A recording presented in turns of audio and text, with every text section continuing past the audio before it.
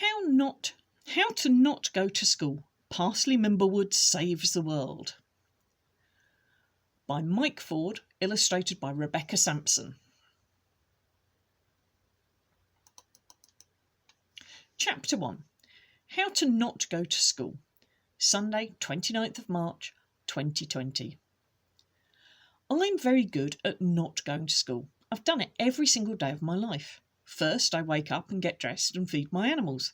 Alfred the Great, our very fat cat. Parsley, my imaginary guinea pig. Molly Wobble and Maximilian Ironbelly, too, my two real guinea pigs. Einstein and Meatball, the dogs. Stickosaurus the stick insect. Diane, Pam and Anne, the nanny goats. Next, I feed me. I brush my teeth and then I don't go to school.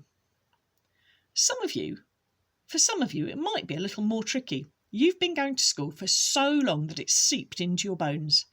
You have times tables tattooed on your brain and your belly rumbles whenever the lunch bell rings. You'll have to remember to not put on your school uniform and not pick up your packed lunch. You need to not go through the front door, not walk down the street, not cross the road with a lollipop lady, absolutely, definitely not say good morning to your teacher. And that's all before the school's even started. Then you have to spend all day concentrating on not listening to what your teacher is saying. I'm Parsley Mimblewood, by the way, and I've never been to school. Not once. I've never put my hand up to answer a question. I've never run a race on sports day and never eaten a school dinner. Instead, I learn things at home with my mum and my little brother Bo. Things like how to milk a grumpy nanny goat and how to extract the healing properties of crystals. We live in a little ramshackle cottage at the end of a windy, narrow lane in the middle of the moors, just beyond Wensleydale. It's so far from anywhere that whenever a car drives past, we all come running out to say hello. It's so far that it would take hours to get to school and back. And anyway, my mum says they don't teach the important stuff at school, like understanding the truth about crystals. She really likes crystals. Anyway, now nobody's going to school. So today, on Sunday the 29th of March 2020, I've decided to write a book for all of you. A book to explain exactly how to not go to school. Chapter 2.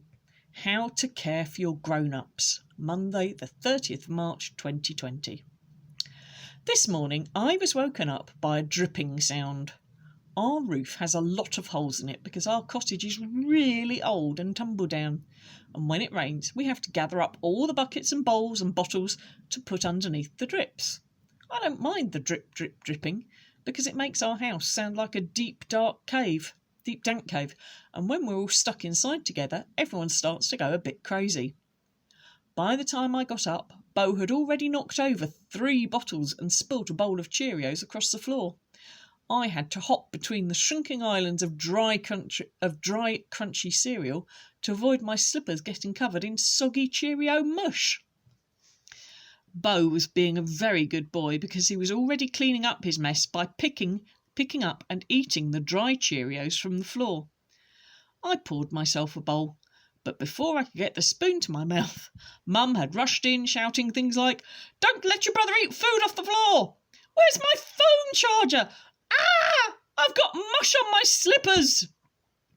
I tried to explain that she should hop between the dry islands of cereal, but she wasn't having any of it.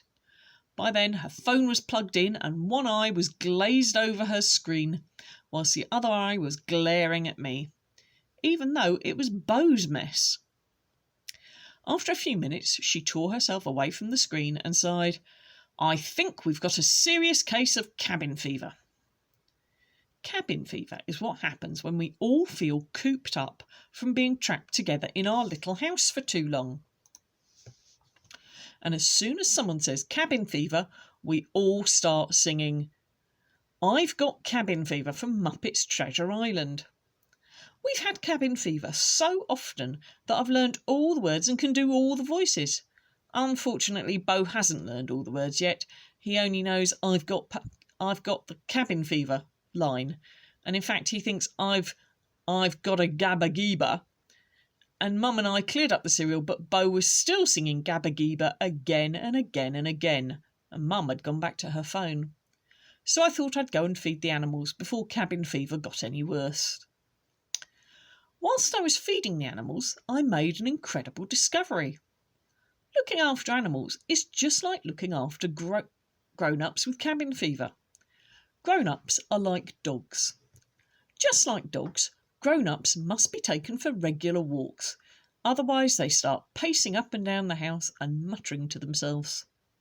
Grown-ups are just like cats.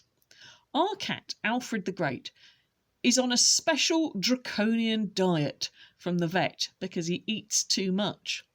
And when Mum's stuck inside, I need to stop her from snacking too, or else she'll have eaten all the snacks and there won't be any left for me. Grown-ups are like guinea pigs. Guinea pigs don't do very much. Even imaginary guinea pigs are a little bit boring, but they do give very good cuddles. I found that a short cuddle is a surefire cure for grown-ups who have caught a bad case of cabin fever. Grown-ups are like stick insects. It's very easy looking after a stick insect, but sometimes I'm worried that Stickosaurus might be a little lonely without any other stick insects. There's at least 2 of everything else. Even I've got Bo, although he can be very annoying sometimes. But Mum doesn't have any other grown-ups in our house. Maybe that's why she spends all day blabbering on the phone about crystals. Grown-ups are like goats. We've got a copy of the RSPCA Guidebook for Keeping Goats. Well, we've got all the pages apart from 45 to 52, because Diane the goat ate them. Anyway, the guidebook says that goats must not be tethered. Even though they're fantastic at escaping, you shouldn't tie goats up because it can hurt their necks. Mum's phone is always needing charging up, so sometimes she sits for hours stuck to the wall staring at pictures of crystals and looking at the news just like a tethered goat. I decided that my mum needed some looking after, so I hid her phone charger at the bottom of Bo's toy box. This ticked off most of her needs because she was exercising by rushing around the house. She wasn't tethered to her phone, and she got a hug from Bo when he said sorry for putting her charger in his toy box. I felt a bit guilty about getting Bo into trouble, but also my plan only seemed to make cabin fever worse because by lunchtime everyone was grumpy with everyone else. That's why I've decided to hold an official family meeting. Here's the agenda I made for the meeting. Official family meeting. Attendees: me, Mum, Bo, Alfred the Great, the cat, Stickosaurus, stick insect. Discussion points. What are the symptoms of cabin fever? How to avoid catching cabin fever? What to do if you suspect you or a member of your household has cabin fever? What should we do if everyone has cabin fever? Any other business? Chapter 3. What about friends? Monday, 30th March, 2020. Sometimes I think imaginary friends are better than real friends. They never argue about what game to play, and they always know exactly how you're feeling. And they don't have any bad habits like farting, except for Fartbot, the imaginary farting robot, or picking their noses, apart from Norbert the Noseful. He's another one of my imaginary friends, and he keeps all his things in his nose. In his left nostril, he keeps his violin, his paintbrushes, and his pet mouse. In his right nostril, he keeps his golf clubs and his pet elephant. In total, I have 7 imaginary friends. Evil Egbert, he's about the size of an egg, and he sits on my shoulder telling me to do shockingly evil things. Once, he told me to trap my little brother under a laundry basket with 3 heavy dictionaries on top to stop him escaping. Don't worry, I almost never do what Egbert tells me to. Norbert the Noseful. Everyone already knows about him. 3. Parsley, the imaginary guinea pig. I invented her before I had any real guinea pigs. And then it wouldn't have been fair to get rid of her just because I got real ones. Anyway, the real guinea pigs don't mind that she's imaginary. Also, I named her after myself because I was really young then and I didn't have a very good imagination.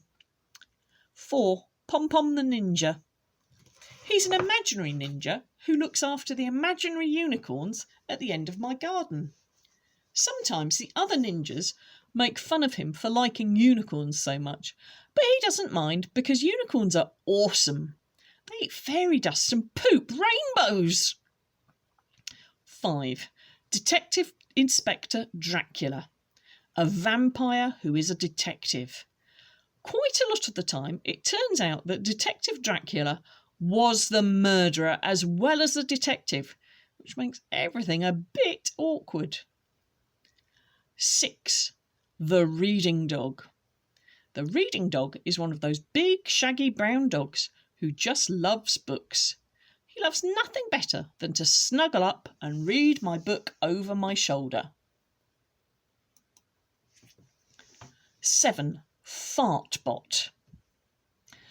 A genius scientist created him with cutting-edge fart extinguishing technology. But unfortunately, the scientist got distracted and put the nozzle on backwards, so now Fartbot just farts a lot. Most of the time this is kind of nasty, but sometimes it's useful to have someone to blame. Today I was in the garden with Detective Dracula, trying to solve the mystery of the sheep skull on the wall. How did it get there? Who killed the sheep? What happened to the rest of its body? I had 2 suspects. First, my brother Beau. He's always digging around in the dirt, unearthing rotten old things, and he won't let us throw them away because he calls them his treasures. One time he found a black leathery bird's claw the size of his fist. He carried it around tied to a piece of string for weeks until Mum accidentally threw it in the bin. My other suspect is Detective Dracula himself, but I couldn't work out how an imaginary vampire could lift a real sheep skull. I was stumped, and so was Detective Dracula. That's the problem with imaginary friends. When you run out of ideas, so do they. So I decided to send for backup. I ran inside and grabbed the Enchanted Tablet. It looks and works just like a normal tablet, except it uses magic instead of electronics. That's how I talk to my best friend Tui. There are lots of brilliant things about Tui, like that she can speak Maori and she always has the best ideas for games, and her hair is a different colour each week and she always knows how to solve a mystery. But there's one terrible, horrible, atrocious thing about Tui. She lives in New Zealand. That's on the other side of the world, so I can only talk to her by magic electronic tablets. Tui cracked the case immediately. Detective Dracula must have used his evil vampire powers to possess Beau and make him put the skull on the wall. Then we played some games together, because even though we're best friends, sometimes it's a bit difficult just talking through an enchanted portal. I don't know what grown-ups blabber on about for hours and hours. After talking to Tui, I felt happy, but I also felt sad that she lives so far away. When I feel like this, imaginary friends aren't much help, because they just feel the same way as me. So I wrote a postcard full of questions for my gran. My gran is tiny. Not tiny like evil Egbert, but she is smaller than me. Sometimes I think she's so small that she's not really a grown-up. She's more of a grown-down. Normal grown-ups are so busy worrying about crystals and getting superglue out of Beau's hair, but my gran always has time to understand. Here are some of the questions I asked her. Did you ever have an imaginary friend? Who do you miss seeing the most at the moment? How should I keep in touch with my friends? What do you think we should do when we get to meet up in real life again? And that's where I'm going to stop. I want you to think about those questions. Have you ever had an imaginary friend? Who are you missing the most at the moment? How can you keep in touch with your friends? What do you think we should do when we get to meet up again in real life? Okay, bye.